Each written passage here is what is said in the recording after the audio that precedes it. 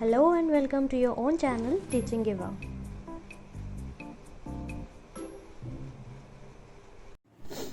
Hello बच्चों, आज हम साइंस की वर्कशीट नंबर 29 करेंगे। ये आपके चैप्टर नंबर 8 गति से ली गई है। इस वर्कशीट में हम विस्थापन और चाल के बारे में जानेंगे। आपने पिछली वर्कशीट में ये पढ़ा था कि गति कितने प्रकार की होती है। 3 प्रकार की गति के बारे में आपने पढ़ा था, रैखिक गति, वर्तुल गति और दोलन गति। इस वर्कशीट में ज्ञान अपनी दीदी से पूछ रहे हैं कि दीदी मूल बिंदु का गति में क्या महत्व होता है और दूरी और विस्थापन में क्या अंतर है।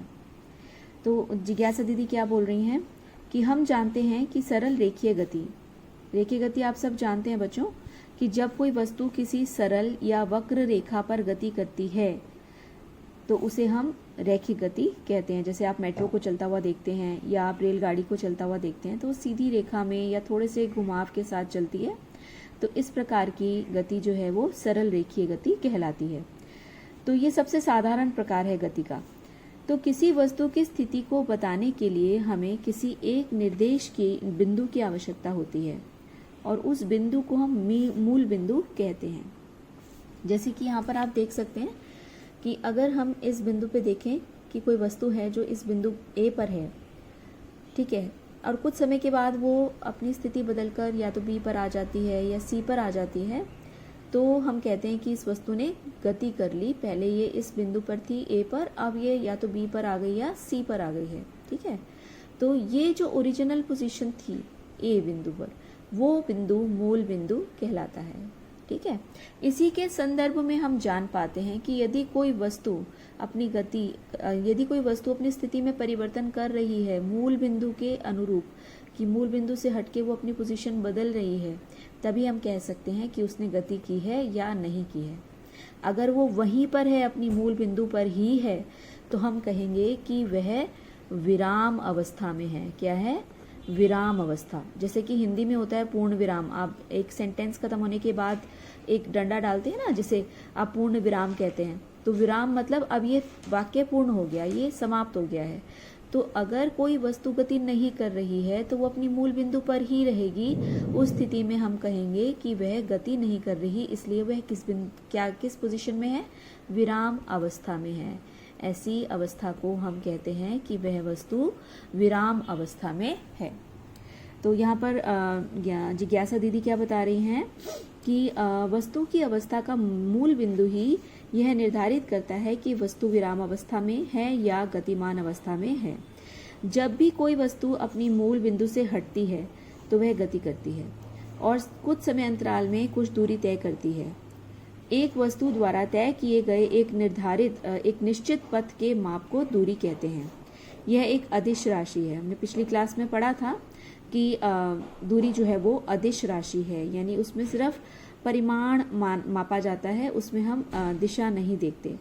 तो यह सदा धनात्मक होती है, यानी प्लस के साइन में होती है। इसका मान 0 नहीं हो सकता। और एसआई पद्धति के अनुसार इसे हम मीटर में मापते हैं। मान लो कोई वस्तु यहाँ थी, मूल बिंदु ए पर थी, वो 10 मीटर चल के आगे आई, तो ये मीटर जो है इसका मात्रक है। एसआई पद्धति के अनुसार हमेशा जो दूरी मापी जाती है वो किस में मापी जाती है? मीटर में ही मापी जाएगी। तो ए से बी तक आने में उसने कितनी दूरी तय की? मान लो 10 मीटर तय की, तो हम इसको बताएंगे कि दूरी क्या है? 10 मीटर। और यहाँ ए से सी तक आने में मान लो उसने 12 मीटर तय की, तो हम कहेंगे 12 मीटर दूरी तय की। अब यहाँ पर एक चित्र आपको दिया गया है जिसमें आपको दूरी और विस्थापन में अंतर समझाया गया है। तो यही चित्र मैंने यहाँ पर आपको दिखाया है, थोड़ा सा क्लियर है कि अगर कोई एक ऐसे ट्राइंगल जैसा आपको फिगर दिखाया हुआ है, उसमें 3 बिंदु हैं ए, बी और सी। कोई वस्तु अगर ए से सी तक जा रही है तो वो कितनी दूरी तय करेगी? ए से पहले वो बी पर आएगी और बी से सी पर जाएगी, ठीक है। तो उसने कितनी दूरी तय की? 3 + 4, ये कितना हुआ? 7 मीटर, ठीक है। तो तय की गई कुल दूरी ए से सी तक जाने में वस्तु द्वारा तय की गई कुल दूरी हुई 7 मीटर। लेकिन ए से सी तक के बीच की जो मिनिमम दूरी है वो तो कम है, और वो कितनी है? 5 मीटर। तो यहाँ से अगर हम जाएं तो ये दूरी कम आ रही है। तो ये जो न्यूनतम दूरी है ए से सी तक जाने की, उसे हम कहते हैं विस्थापन। ये है 5 मीटर। ठीक है। मान लो कि आप एक कमरे में हैं और आप एक कोने से शुरू करते हैं और आप यहाँ से ए बिंदु से चले बी तक, बी से चले सी तक, सी से चले डी तक और डी से चल के वापस अपने मूल बिंदु पर आ गए। तो आपके द्वारा तय की गई दूरी क्या होगी? अगर हम कहें कि ये भी 10 मीटर, चारों दीवारें जो हैं, चारों दीवारों की जो चौड़ाई है वो 10-10 मीटर है और तो आपने दूरी कितनी तय की? 10 जमा 10 जमा 10 जमा 10, टोटल दूरी आपने तय की 40 मीटर। तो विस्थापन क्या हुआ आपका, बताइए मुझे। आपकी मूल बिंदु थी ए और अब वापस आप बी से सी तक, सी से डी तक, डी से वापस ए तक आकर वापस अपनी मूल स्थिति पर आ चुके हैं। तो आपका जो विस्थापन हुआ वो क्या हुआ? क्या कोई अंतर है आपकी मूल स्थिति में और अंतिम स्थिति में? आप तो सीधा वहीं आ गए जहां पर खड़े थे। तो इस केस में विस्थापन क्या होगा? 0। ठीक है। तो ये अंतर है दूरी में। तय की गई दूरी 40 है, आपने यहां से चक्कर लगाया 10 10 10 और 10, 40 मीटर आप तय करके आए, लेकिन आप मूल स्थिति पर वापस आ गए। तो आपकी पहले की स्थिति और अंतिम स्थिति में कोई अंतर नहीं है, इसलिए विस्थापन क्या हुआ? 0। ठीक है। तो यहां पर आपको ये बताया गया है कि किसी वस्तु द्वारा प्रारंभिक स्थिति मूल स्थिति से अंतिम स्थिति के बीच तय की गई दूरी कुल दूरी कहलाती है, जबकि एक वस्तु द्वारा उसके प्रारंभिक स्थिति मूल बिंदु से अंतिम स्थिति के बीच की न्यूनतम दूरी को विस्थापन कहते हैं। यह एक सदिश राशि है, क्योंकि यहाँ दिशा मैटर करती है। यहाँ हम दिशा देखते हैं कि वो सीधे जा रही है या किस दिशा में जा रही है, दूरी किस दिशा में तय की जा रही है, ये भी ध्यान रखना है। तो यह ऋणात्मक भी हो सकती है और शून्य भी हो सकती है, जैसे कि मैंने आपको अभी बताया कि ये विस्थापन शून्य आया हमारा। एसआई पद्धति के अनुसार इसे भी मीटर में ही मापते हैं। ठीक है। अब दोबारा ज्ञान पूछ रहे हैं दीदी से कि दीदी चाल क्या होती है और इसका परिकलन कैसे करते हैं। तो ज्ञान को दीदी बता रही है कि किसी वस्तु द्वारा इकाई समय में तय की गई दूरी चाल कहलाती है। यह एक अदिश राशि है। एसआई पद्धति के अनुसार इसे मीटर प्रति सेकंड में मापते हैं। इसे हम ऐसे भी दिखा सकते हैं कि चाल बराबर है दूरी बटे समय। मान लो 100 मीटर की दूरी, कोई वस्तु 100 मीटर की दूरी 10 सेकंड में तय करती है, तो उसकी चाल क्या होगी? दूरी को हम ऊपर रखेंगे और समय को नीचे रखेंगे। सेकंड में मापा जाता है समय, तो 0 से 0 कट जाएगा आपका और आपका ये 10 मीटर प्रति सेकंड आ जाएगी। तो चाल का मात्रक क्या हुआ? मीटर प्रति सेकंड। ठीक है। इसे मीटर प्रति सेकंड में मापते हैं। अधिकतर अवस्थाओं में वस्तुएं असमान चाल से गति करती हैं। आप घर से स्कूल आते हैं, आप साइकिल पे आते हैं या रिक्शा पे आते हैं या आप बाइक पे आते हैं, किसी भी तरीके से आप आते हैं या पैदल भी आते हैं, तो आप हमेशा एक ही चाल से तो नहीं चलते। कभी आप स्लो चलते हैं, कभी ट्रैफिक बहुत होता है तो आपकी चाल धीरे हो जाती है, कभी खाली सड़क होती है तो आप जल्दी चलते हैं, आप लेट हो रहे होते हैं स्कूल के लिए तो आप और जल्दी जल्दी चल के आते हैं। तो आपकी चाल हमेशा एक समान नहीं रहती। तो इनकी चाल को हम औसत चाल के रूप में व्यक्त कर सकते हैं कि टोटल टाइम जो आपको स्कूल तक आने में लगा उसे कुल लिया गया समय आप नीचे लिखेंगे और टोटल दूरी जो स्कूल तक आने में आपने तय की उसे आप ऊपर लिखेंगे। ठीक है। मान लो आप बाय रिक्शा आ रहे हैं तो रिक्शा रेड लाइट पर भी रुक गया, तो उस समय उसकी चाल क्या थी? 0 थी। जब खाली सड़क थी तो वो तेज चल के आ रहा था तो उसकी चाल अधिक थी। जब धीरे ट्रैफिक था तो चाल और स्लो हो गई। ठीक है। तो चाल बदलती रही। तो हम यहाँ पर औसत चाल निकालने के लिए तय की गई कुल दूरी को ऊपर रखेंगे और लिया गया कुल समय जो है वो नीचे रखेंगे। तो टोटल टाइम और टोटल दूरी हम देखेंगे औसत चाल निकालने के लिए कुल दूरी बटे कुल समय, या उसको हम ऐसे भी व्यक्त कर सकते हैं कि v बराबर है s जमा टी। s जो है वो दूरी को दर्शा रहा है, t जो है वो समय को दर्शा रहा है और v जो है ये चाल को दर्शा रहा है। ठीक है। तो किसी वस्तु की चाल की स्थिति उसके दूरी समय ग्राफ से भी तय बताई जा सकती है। किसी वस्तु का दूरी समय ग्राफ उसकी चाल दर्शाता है। आपको यहाँ पे ग्राफ्स बताए हुए हैं कि इन ग्राफ्स को देखकर हम बता सकते हैं कि वस्तु किस प्रकार की चाल से चल रही है। क्या वो एक समान चाल से चल रही है या वो विराम अवस्था में है, किस प्रकार की उसकी गति है, हम ग्राफ देखकर बता सकते हैं। तो आइए यहाँ पर हम देखते हैं, जैसे कि ये पहला जो ग्राफ है इसमें आपको एक दूरी आपने y अक्ष पर ली है और समय आपने x अक्ष पर लिया है। अब यहाँ देख रहे हैं कि ग्राफ में एक स्ट्रेट लाइन आ रही है, सीधी रेखा आ रही है। तो इस सीधी रेखा को देखकर हम क्या समझ सकते हैं, क्या पता लग रहा है आपको कि अगर हम इस ग्राफ को इसी तरह से देखें, यहाँ पर हमने समय ले लिया है सेकंड्स में, 1 सेकंड, 2 सेकंड, 3 सेकंड, 4 सेकंड, और यहाँ पर 10, 20, 30, 40 दूरी को मीटर में लिया है हमने। ये सीधी लाइन कब आएगी, जब कोई वस्तु बराबर समय अंतराल में बराबर दूरी तय करती है, तब इस प्रकार का ग्राफ हमें मिलता है। तो ये जो गति है वो कैसी गति है, एक समान गति, ठीक है।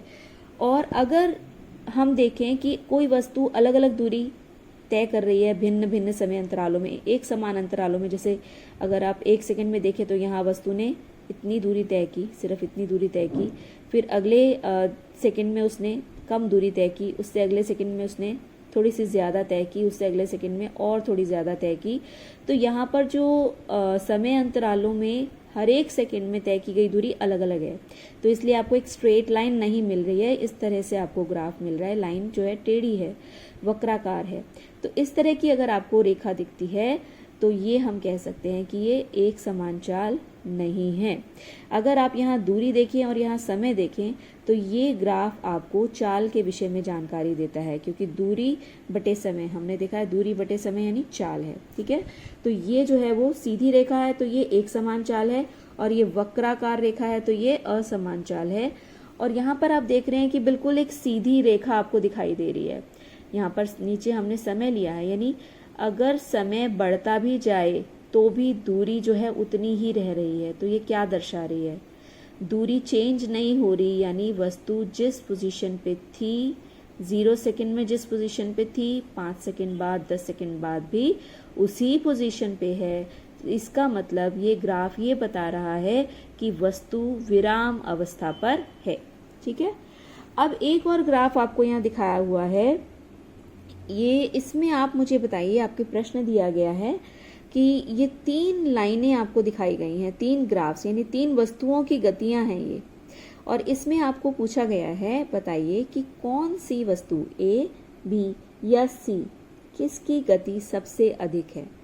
तो ये आप इसमें देखेंगे कि किस वस्तु ने कम समय में, अगर इस समय में यहाँ इस पोजीशन से हम देखते हैं तो किसने सबसे ज़्यादा दूरी तय की है। देखो सी ने कम की है दूरी, ये इसका दूरी जो है इस तरफ 20 के आसपास आ रही है, और उसके बाद जो है वो बी है, और उसके बाद जो है ए है।